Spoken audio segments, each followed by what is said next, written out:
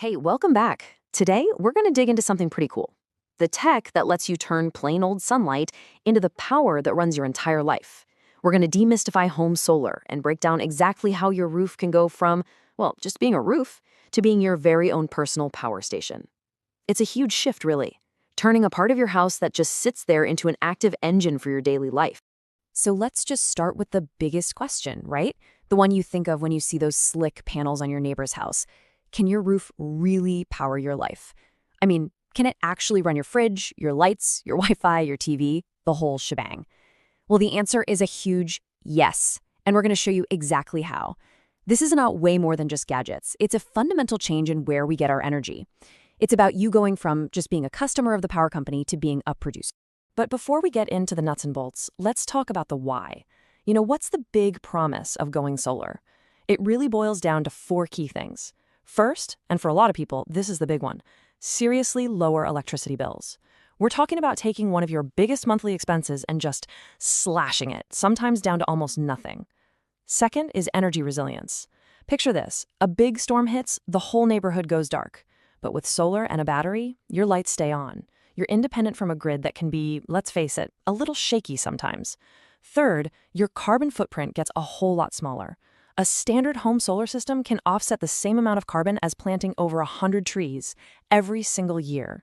And finally, something you might not even think about, it can actually increase your home's property value. Yep, studies consistently show that houses with solar panels sell for more. Okay, so to make sense of all this, here's our game plan for today. We'll start with why people are making the switch. Then we'll get into the super fascinating science of how it all works. After that, we'll look at the actual gear that gets installed on your house, what you can really expect in terms of performance, because it's not always a perfect sunny day. And finally, we'll get into the numbers everyone wants to know, the costs, the payback, and how long this stuff actually lasts. All right, let's jump right into our first section. We're going to explore those core motivations, the really compelling reasons that are making more and more people look up at their roof and see, well, not just shingles, but a source of clean, reliable energy. So when you look at why people actually go solar, the data is pretty clear. While there are a bunch of reasons, for almost half of everybody, it comes down to money. Financial savings are the #1 driver. And that's no surprise, right? With power bills always seeming to go up, the idea of locking in your energy costs for the next 25 years is, well, it's incredibly appealing. Right behind that is energy independence. This is about more than just money. It's about control. It's about peace of mind. Knowing you're not totally dependent on a power plant hundreds of miles away. The environment is a strong #3, as more of us want to do our part on climate change, and that little boost to your home's value, that's kind of the cherry on top that seals the deal for a lot of folks. Okay, so let's shift gears from the why to the how. This is where the magic happens. Except, it's not magic, it's just really, really cool science. We're about to break down that incredible process of taking tiny particles of light that have traveled 93 million miles from the sun and turning them into the actual electricity that powers your coffee maker in the morning. The whole idea of solar power hangs on this one amazing scientific concept, the photovoltaic effect. Sounds complicated, I know, but the idea is actually super simple. Sunlight isn't just light and heat, it's made of countless little packets of energy called photons. And when these photons smack into the right material, usually super pure silicon inside a solar panel, they transfer their energy and literally knock electrons loose from their atoms. And once you get all those free electrons moving in the same direction, that's it. That's an electrical current. It's a silent process that happens billions of times a second on every panel on your roof. So you can think of this whole thing as a simple 3-step chain reaction. First, like we just said, photons from the sun hit the silicon cells.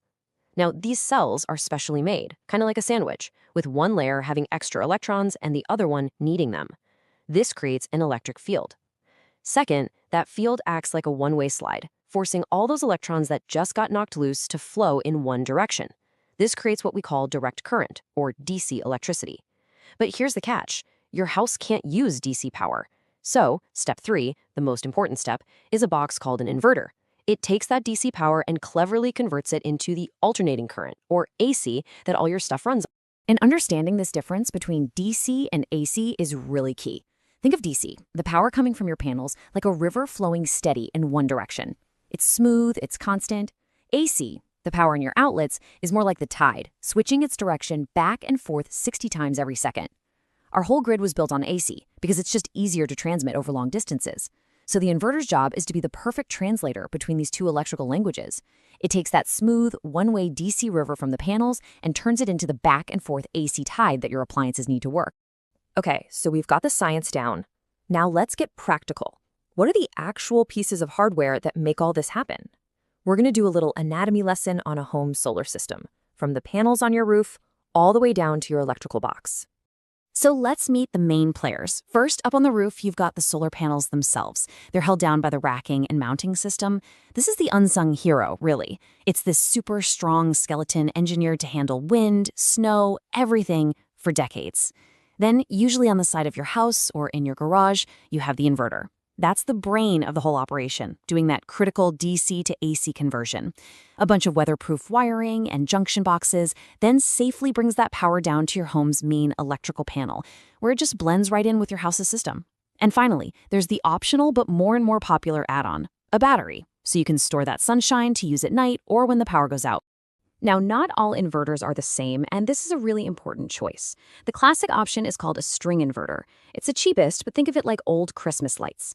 The panels are wired together in a string, and if one panel gets shaded by a tree, it can drag the performance of the entire string down. On the other end, you have microinverters. They're more expensive, but you get a tiny smart inverter on every single panel. So if that tree shades one panel, no problem. All the others keep chugging along at full power. And then there's a middle ground option called power optimizers. They put a little smart device on each panel to help it perform its best, but they still send the power to one main inverter. So as you can see, your choice here really affects your cost, how well your system handles shade, and even how closely you can monitor everything, right down to a single panel. So here's something really important to remember. That power rating on a solar panel, that's a number they get in a lab under perfect conditions. But, the real world is messy. So let's talk about all the things that are actually going to affect how much energy your system makes day in and day out on your actual roof. Okay, time for reality check. Number one, obviously, is sunlight. A bright, sunny day in June is going to crank out way more power than a cloudy day in December. The direction and tilt of your roof are huge, too. A south-facing roof is the gold standard because it gets the most sun all day long. But east or west-facing roofs can work great, too. Now here's a weird one. Temperature. Solar panels are electronics, and just like your laptop, they actually work a little less efficiently when they get super hot. So a cool, sunny spring day can sometimes generate more power than a blazing hot summer afternoon. Shading, even from something small like a chimney, can have a big effect, which is why that inverter choice we just talked about is so important. And of course, anything that blocks the sun, dirt, dust, leaves, snow, is going to cut production until it's washed away. So, with all that in mind, let's try to ground this with a real-world example. It really helps to have a simple way to figure out how a system's size, which we measure in kilowatts, turns into energy you can actually use, which we measure in kilowatt hours. Okay, let's use a pretty common system size. Say you've got about 10 panels on your roof, which is roughly a 3 kilowatt system. On a decent day where you get about 5 hours of good, strong sunlight, we call those peak sun hours. You can do some simple math. 3 kilowatts times 5 hours equals 15 kilowatt hours of energy. So what does 15 kilowatt hours even mean? For an average house, that's enough juice to run your fridge all day, do a couple loads of laundry, watch TV for hours, and keep all your lights and gadgets powered up for the evening. That's a serious chunk of energy you didn't have to buy from the power company. All right, we've talked about the why and the how. Now let's get to what everybody really wants to know, the numbers. What does this stuff actually cost? How long does it last? And what can you really expect to save? This is the financial reality of going solar. A solar system is a long-term play, and its life cycle is actually very predictable. After it's installed, the first 10 years are usually just smooth sailing. You're getting peak performance, and there's almost no maintenance. Rain usually keeps the panels clean enough. The first big milestone usually pops up somewhere between year 10 and 15. That's when your string inverter, the hardest working electronic part of the system, might need to be replaced. But the panels themselves, they're built like tanks. They have a warranty for 25 years, guaranteeing they'll still be making at least 80 or 85% of their original power. But they don't just switch off. They can keep making plenty of power for 30, 35 years, maybe even longer. And that brings us to the big one. The question everyone asks. If I'm going to spend this money, how long till it pays for itself? We call this the payback period, the moment when your savings on electricity have completely covered what you spent on the system in the first place. For most people, that payback period lands somewhere between 5 and 10 years. Now, that's a pretty big range, and for good reason. Where you fall on that scale depends on a few big things. First, how much does electricity cost where you live? The more expensive your utility rates are, the faster your payback is going to be. Second is the upfront cost of your system. And third, and this is a big one, is what kind of incentives you can get.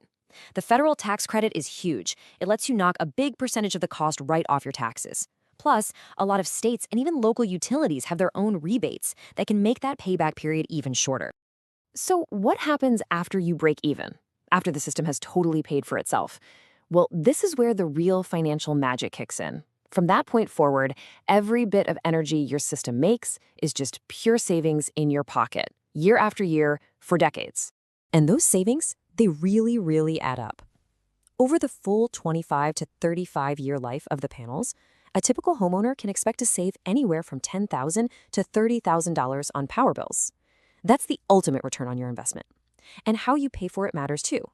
Buying it with cash gives you the best return, but a lot of people use a solar loan, so you can get the system with zero down and just replace your utility bill with a lower fixed loan payment. There's also a lease option, where a company owns the system on your roof and you just buy the cheaper power from them. You save a little less, but there's no cost or maintenance for you. So there are a bunch of ways to make it happen. So we'll leave you with this last thought. Every single day, your home uses power. The lights come on, the fridge hums, your phone charges. The question solar power really asks us is not if we'll use that energy, but where we want it to come from. Do you want it from a distant power plant, or do we want it from the clean, quiet, and endless source that's sitting right on top of our house? It's a choice about money, it's a choice about security, and it's a choice about the future. And it's a choice that more and more of us are now able to make for ourselves. So you're thinking about going solar at home, right? It's a huge topic, and, if you feel like you're just getting bombarded with mixed signals and super confusing information, you're definitely not alone. Today, we're going to cut through all that noise. We're going to look at the real story behind home solar, from the most common myths to a really clear step-by-step guide to get you started. Okay, let's dive in. I'm willing to bet you've heard a few things, maybe from a neighbor or something you saw online. Stuff like, oh, it only works if you live in the desert. Or, you'll be on your roof cleaning panels every single weekend. Or the big one, they're going to wreck your roof. Sound familiar? Yeah, there's a lot of chatter out there, and it can be really tough to know what's true. And honestly, that uncertainty, that's exactly what holds a lot of people back. All right, so for this first part, we are going to play Mythbusters. We're going to take the 5 biggest, most common myths about home solar and put them right up against reality. By the time we're done here, you are going to have a way clearer picture of how this stuff actually works in the real world. Let's kick things off with the biggest one of all. This idea that you have to live somewhere that feels like a permanent summer vacation for solar panels to actually work. It's a picture a lot of us have in our heads, right? Blazing sun, super high temperatures. But is that actually how the science works? Okay, so here's where what most people think gets completely flipped on its head. The absolute key thing to remember is that solar panels make electricity from light, from photons, not from heat. So yeah, a cloudy day will produce less power than a bright sunny one, but the panels are still working. And here's the real kicker. Solar panels are electronics, and just like your phone or your laptop, they actually run more efficiently when it's cool. Overheating can actually reduce their output a little bit. So a crisp, sunny winter day, that can be a fantastic day for solar production. All right, on to myth number 2. This one's for anybody out there who just dreads chores. The fear is that you're basically buying yourself a new, high-effort hobby that involves ladders and hoses and spending your weekends up on the roof. The whole idea of constant upkeep is a major turnoff for a lot of people. But the reality is so much simpler. Solar panels are designed to be really durable and pretty much take care of themselves. They're installed at an angle, so whenever it rains, the water just washes away most of the dust and dirt. For most people, that's it. Seriously. Unless you live somewhere with very little rain and a ton of dust, you might maybe need a professional cleaning every few years. They are truly built for a set-it-and-forget-it kind of life. Now, this is a totally understandable concern. I mean, your roof is the main shield for your entire house. The idea of drilling a bunch of holes in it to mount all this heavy equipment, well, it sounds risky, right? Nobody wants to trade a lower electricity bill for a leaky ceiling. But here we go again. Another case where reality is actually the complete opposite of the myth. When the installation is done by certified pros, the mounting systems, they call it racking, are engineered to be completely watertight. Every single attachment point is sealed with special flashing and industrial-strength sealants. In fact, the panels themselves act like a shield, protecting the shingles underneath from the sun, the rain, and hail. It means the part of your roof covered by panels can actually end up lasting longer than the rest of it. And here we are, the big one. Let's talk about the money. There's just no getting around it. A solar installation is a pretty significant upfront investment. And the fear is that you'll spend all this cash and never actually see a return on it, that you'll just be out of pocket for a project that just feels good. So here's the important way to think about it. It's less of a cost and more of an investment. What you're basically doing is prepaying for decades of your electricity at a fixed price. Now, in the meantime, what does the price of electricity from your utility company almost always do? It goes up. And every single time the rates go up, your return on your solar investment actually gets better. The payback period changes depending on where you live and what incentives are available, but the end result is the same: years and even decades of free or way, way cheaper electricity bills. And listen, this is not a short-term investment. Modern solar panels are incredibly tough. They usually come with a 25-year performance warranty, and they're engineered to have a useful lifespan of 30 years or maybe even more. That is a long time to be generating your own clean power and saving money. This myth comes straight from our experience with other tech, right? Like smartphones, where a 2-year-old device can feel like a dinosaur. The worry is that you'll install a whole system today, and in 3 years, something twice as good will come out for half the price, making your big investment feel, well, kind of dumb. But solar technology evolves more like the car industry than the smartphone industry. The improvements are gradual. They're incremental, not some massive revolution every single year. A panel from 5 years ago is still a fantastic, productive piece of equipment today. The efficiency gains are slow and steady, so the panels you install today are going to continue to be valuable, effective workhorses for their entire 25 to 30-year lifespan. You can count on that. Okay, so we've busted the myths. Now you're probably thinking, all right, what's next? How do I actually figure out if this is right for me? In this next part, we're going to build a practical plan. We'll walk through a really simple roadmap that'll take you from just being curious to feeling totally confident about your next moves. So here's the whole journey, just at a glance. See, it's not one giant, scary leap. It's just a series of manageable steps. First, you look at what you use. Then you look at what you have, your space. Then you do a little research on the local rules. You choose how you want to get it done. And finally, you just monitor and enjoy the rewards. It's not so intimidating when you break it down like that, is it? Let's zoom in on those first couple of steps, because this is basically your homework. First, go grab your last few electricity bills and look for your monthly kilowatt hour or kWh usage. That number tells you how big of a system you might need. Next, just take a walk around your property. Is there a big section of your roof or maybe a spot in the yard that gets a ton of sun all day long with no big trees or buildings in the way? Finally, a quick online search for solar incentives in your city will tell you all about tax credits and local policies. The big one to look for is called net metering. That's the system that lets you get credit for any extra power your panels send back to the grid. So once you have all that info, you've got a choice to make. For the really hands-on type of person, a DIY route can be super rewarding, especially for smaller things, like a shed or an RV. But for a whole home system, most people are going to go with a professional installation. Now, if you do go pro, here's a critical piece of advice. Do not just get one quote. Get at least 3. Compare the equipment they're offering, check out the warranties, and most importantly, verify their certifications and read their reviews. And the journey doesn't actually end once the panels are on the roof. Most systems come with an app that lets you see exactly how much power you're generating in real time. It's actually pretty addictive to watch. It also makes you way more aware of when you're using the most energy, so you can shift things around, like running the dishwasher, to maximize your savings. And then down the road, you can even add things like a battery to store power for outages or an EV charger that's powered by the sun. So we've covered the myths, we've covered the practical steps, but let's just zoom out for a second and talk about the why. Why are so many people making the switch? Because it's often about a lot more than just the numbers on a utility bill. And really, it all comes down to this. Energy independence means you're less vulnerable when the power goes out or when utility rates spike. Reducing your environmental impact, that means you're actively being part of the solution for a healthier planet. And investing in a cleaner future, well, that's a powerful legacy. It's a real, tangible step towards the kind of world we all want to live in. We've covered a lot of ground today. We've gone from rumors and myths all the way to a concrete plan of action. So the big question isn't really, is solar worth it anymore? It's, what's the first small, manageable step that you can take today? Will it be digging out an old electricity bill, or maybe just stepping outside to really look at your roof and see how the sun hits it? The whole journey just starts with that one single step. Thanks for tuning in.